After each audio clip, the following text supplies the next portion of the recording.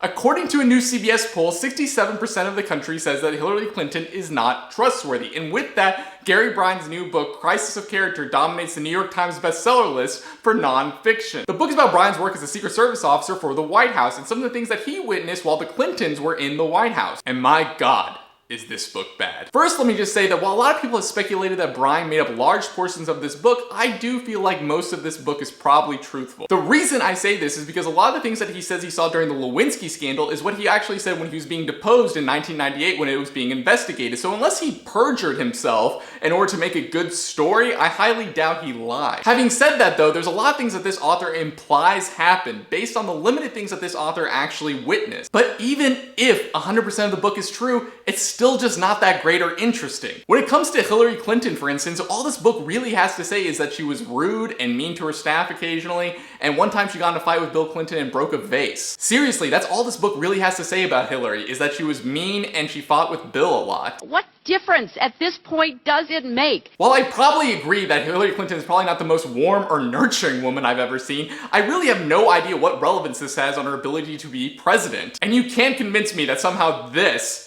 is going to be less rude and condescending in the White House. You're fired. Seriously, most of this book is just the author bitching about how the Clintons and their staff made it very difficult for the Secret Service to protect them and how they were mean to the Secret Service, apparently. But the reality is that being a Secret Service agent is your job. I'm not doubting that it's probably difficult, but at the end of the day, it's your job. You aren't being coerced into it or forced into it, and you could have quit at any particular time if you didn't like it. The only really interesting thing about this book is the author's involvement in the Lewinsky Scandal and how Monica manipulated her way to get closer to Bill. I think for a millennial like myself, it was interesting to read because I was only 8 at the time of the investigation. I didn't really understand what was going on because, let's just put it this way, I still thought storks are where babies come from. So to look back and to see what was actually happening is pretty interesting. I did feel sympathy for the author who got subpoenaed 6 times in the investigation and had the difficulty of having to try to cooperate with the investigators while not revealing too much information that was confidential. But the author clearly shows he has a political axe to grind by putting 100% of the blame for the stress on Bill Clinton,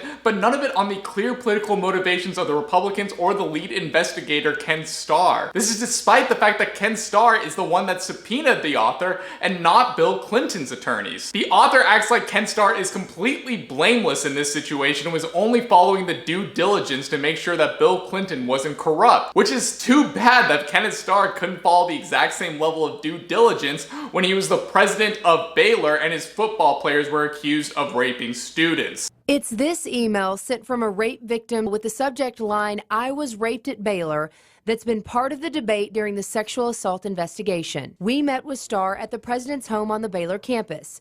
One of our questions was about that email. What about the victim that came forward saying that she had personally sent you an email in the subject line that she was raped at Baylor? Did you ever see that email?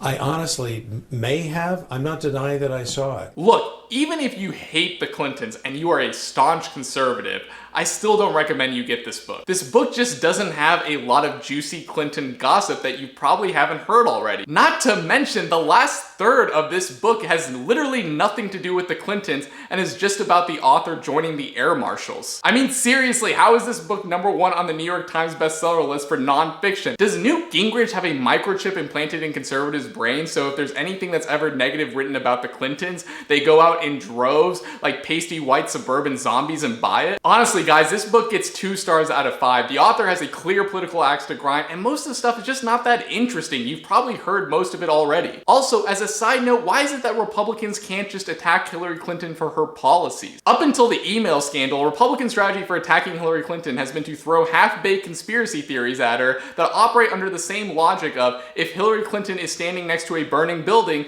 she must have set fire to that building. I'm personally no fan of Hillary Clinton either, but this toxic culture that Republicans have of these half-assed attacks on the Clintons isn't going to take them that far. Anyways, guys, that's my review. I hope you guys enjoyed it, and if you did, please like and subscribe, and stay tuned next time for more book reviews with Ryan's Rants.